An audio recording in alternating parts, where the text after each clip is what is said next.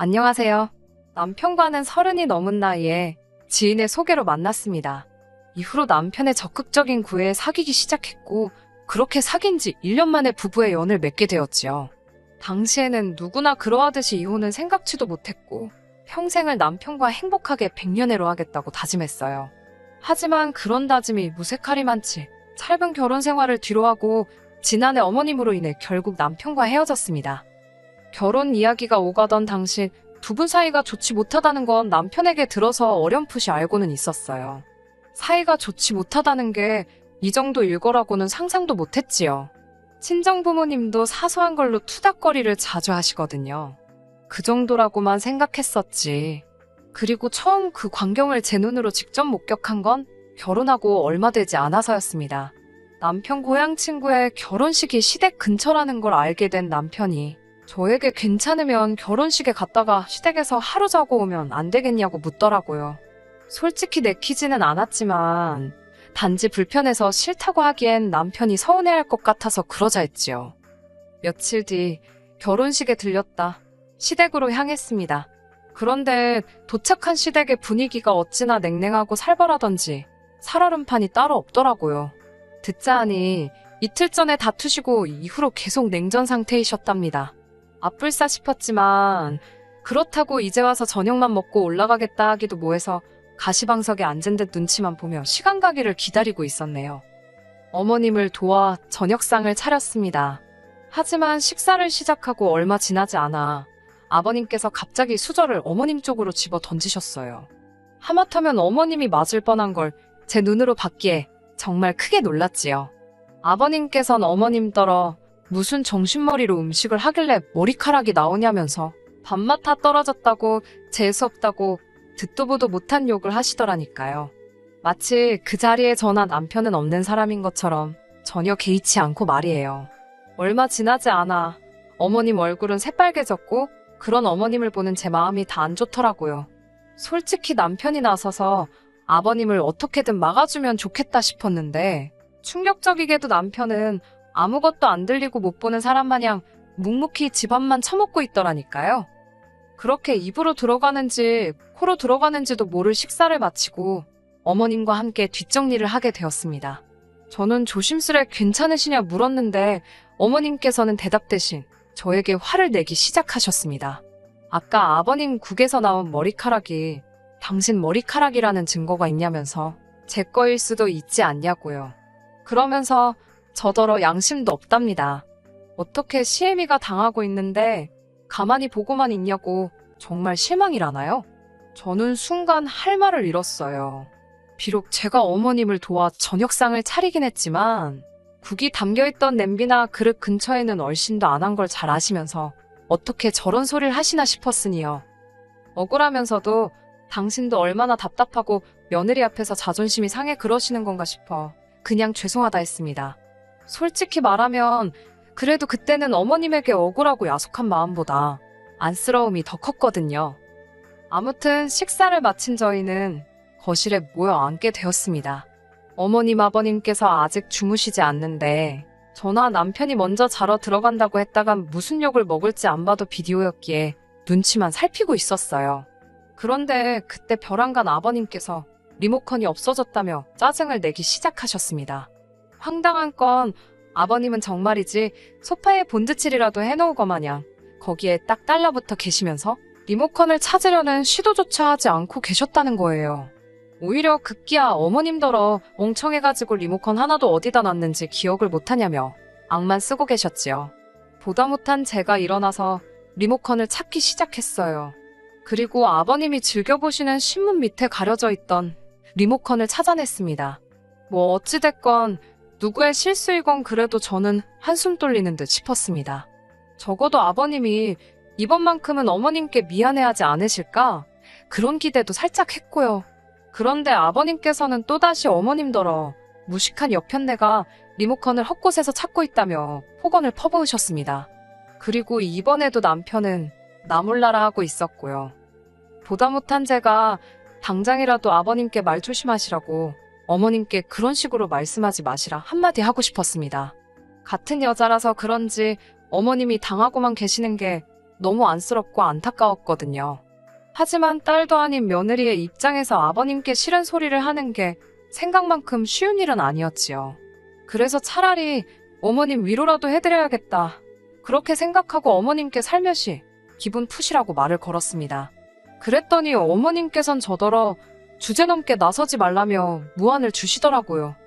이렇게 표현하면 어떨지 모르겠지만 그 순간 이런 생각이 들더라고요. 어머님께서 화풀이 대상으로 나를 정하셨구나. 마음이 무겁고 복잡하면서도 야속한 마음이 들대요. 고민 끝에 친정어머니께 조언을 구하니 부부 사이는 아무도 모르는 거라며 저더러 신경 쓰지 말라셨습니다. 그리고 무엇보다 그 집 아들, 그러니까 제 남편이나 신우도 가만히 있는데 제가 뭐하러 그런 것까지 마음을 쓰냐며 속상해하지 말라고요. 그래서 그날 이후로는 어머님 아버님 두 분 사이에서 일어난 일은 두 분이 알아서 해결하시겠지라는 마음으로 관심을 두지 않았습니다. 그런데 이후로 한두 세 달쯤 지났을 때였어요. 평소처럼 회사에서 일을 하고 있는데 남편에게 전화가 걸려왔습니다. 퇴근하고 집에 가면 어머님께서 계실 거라면서 가서 저녁 식사 좀 차려드리라고 하대요. 남편의 밑도 끝도 없는 말에 제가 그게 무슨 소리냐? 서울에서 2시간 거리에 사시는 어머님께서 평일 이 시간에 어떻게 우리 집에 계시냐 물었지요. 그러자 남편이 짜증스럽게 한다는 소리가 어머님께서 아버님과 다투시고 더는 못 살겠다며 집을 나오셨다는 거예요. 어머님을 문 밖에 세워놓을 수도 없는 노릇이라 자기가 비밀번호를 알려드렸다고 덧붙이더군요. 상황이 완전히 이해가 된 건 아니었지만 어찌됐건 어머님께서 혼자 저희 집에 계신다고 하니 정신이 다 사납더라고요.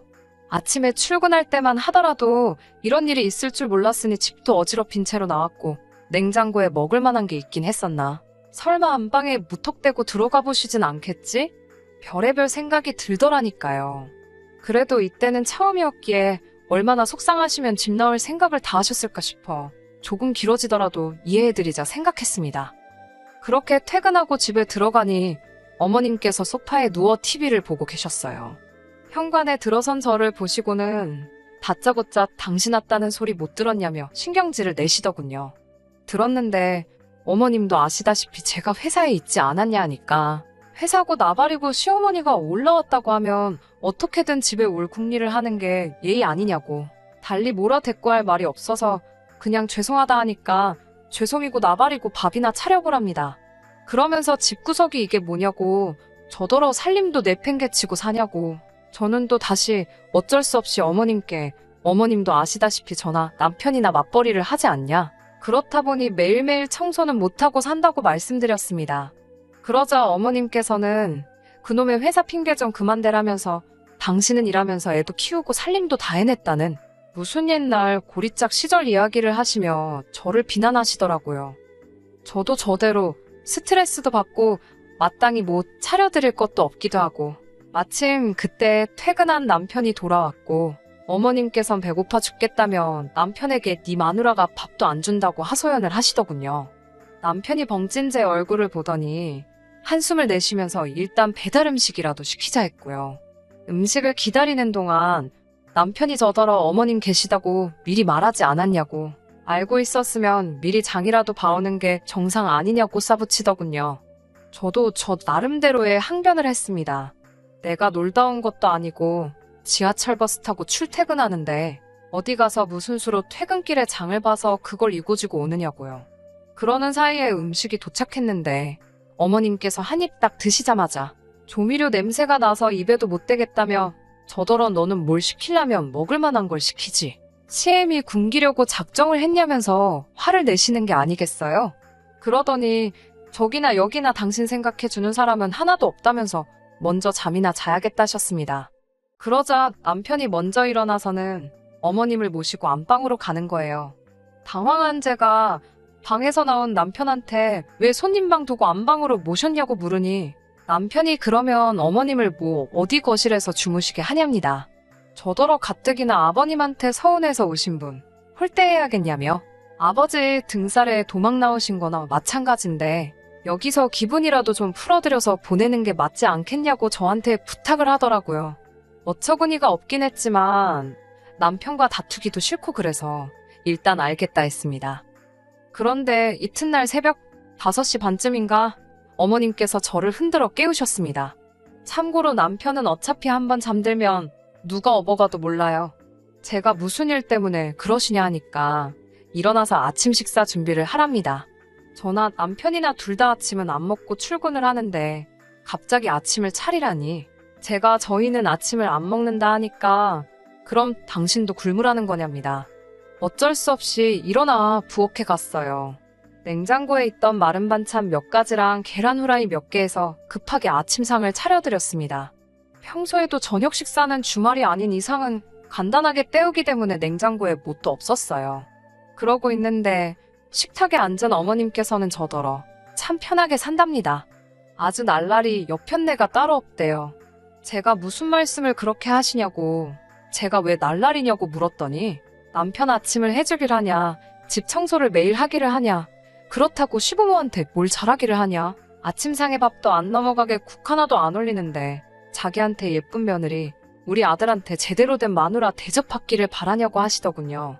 아침부터 눈 뜨자마자 싫은 소리를 들으니 기분 더럽더라고요. 그래서 솔직히 어머님은 그렇게 밥상자를 차리고 그래서 아버님한테 당하기만 사시냐고 한번 받아쳐봐. 그런 오기가 다 생길 정도였다니까요. 하지만 동시에 계시면 얼마나 오래 계시겠냐.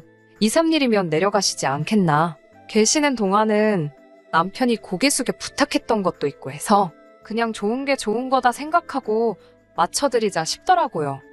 하지만 어쩐 일인지 2, 3일은 물론이고 일주일이 가도록 어머님께서는 도통 내려가실 기미를 안 보였습니다. 견디다 못한 제가 하루는 남편에게 어머님께 들은 거 없냐, 언제까지 계신다더냐고 물으니 솔직히 자기는 지금 불편한 게 너무 없답니다. 어머님 오시고부터는 제가 아침밥도 차려주고 정상적인 집이 된 것 같다네요. 당신이 아침밥을 언제부터 먹었다고 아침밥 타령을 하냐고 했더니 제가 안 차려주니 안 먹은 거지, 아침 먹고 출근하니까 든든해서 일도 잘 된다고 하더군요.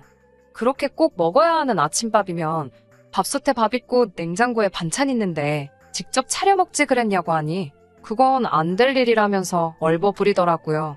그러면서 이참에 아예 같이 사는 건 어떨 것 같냐고 묻는데 어이가 없더라고요. 제가 그럴 거면 어머님 모시고 나가서 둘이 살라 했더니 대뜸 한다는 소리가 어머님이 불쌍하지도 않냐입니다. 저는 불쌍하긴 뭐가 불쌍하냐고, 그렇게 불쌍했으면 아버님이 어머님한테 막말하고 그럴 때 왜 당신은 보고만 있었냐고, 그땐 가만히 있다가 이제 와서 왜 이러냐고. 제가 정말 쉬지 않고 따발총처럼 사댔습니다. 그리고 어머님이 나한테 어떻게 하시는지 모르냐, 당신도 변했다 하니까 한다는 소리가 평생을 기죽어 사시던 분이 저희 집에 오신 이후로 대접받는 기분이 들어서 좀 오버하시는 거라며 그런 건 우리가 좀 맞춰드리잡니다. 저는 됐다고, 당신 말은 더 듣고 싶지도 않으니 이번 주 내로 내려가시라고 하라고. 그렇지 않으면 내가 직접 내려보내드리던지 아니면 당신하고 같이 쫓아내는 수밖에 없다고 했어요. 그러자 남편은 저더러 어떻게 며느리가 시어머니를 내쫓을 궁리를 하냐며 그렇게는 안 된답니다. 제가 이렇게 나오는 걸 보니 어떻게든 이번 기회를 통해 저와 어머님이 가까워지게 해야겠다나요. 그러면서 어머님이 내려가신다고 해도 자기가 어머님을 잡고 늘어질 거랍니다. 저희랑 같이 살자고요. 어머님이 시댁에서 아버님에게 시달리는 걸 직접 두 눈으로 목격했기 때문에 처음에는 좋은 마음으로 같이 지내자고 했던 걸 가지고 아예 모시고 살자고 나오니 어이가 없더군요. 어머님이 대접받고 지내고 계신다는 마음이 아들 자식인 남편 때문이 아니고 오롯이 남의 집 자식인 제가 대리효도를 해주고 있기 때문 아니겠어요? 어머님 편하자고 남편 대리만족하자고 저 혼자만 이 모든 희생을 해야 할 필요가 없다는 생각이 들었습니다. 그리고 이대로 가만히 두고 보고 있을 필요도 없다는 생각에 다음 날이 되자마자 회사 출근해서 곧바로 시아버지한테 전화를 걸었습니다. 남편이 보내놓은 생활비로 기차표랑 택시비 할 돈 바로 보내드렸어요. 그리고 남편이 어제 저한테 시어머니 모시고 살자는 이야기를 했다는 사실을 말씀드리고 어떻게 아버님만 혼자서 지내게 할 수 있느냐 싶어서 남편 뜻이 그러니 아버님도 같이 오셔서 지내라고 했습니다. 점심시간 조금 지나가니까 남편한테서 전화가 오더라고요. 너가 시댁에 계신 아버님 집에 오시라 했느냐고요. 그것 때문에 지금 집이 난리가 났다고 얼른 회사에 말해서 반차 내고 집에 가서 일을 해결하라고 하더군요. 대꾸도 안 하고 전화 끊어버리고 회사에서 느긋하게 있다가 집에 돌아왔습니다. 집에 도착하니 무슨 난리가 났던 건지 집도 난장판이 되어 있고 셋이서 무슨 이야기를 나눈 건지 아무 말도 안 하고 앉아만 있더라고요.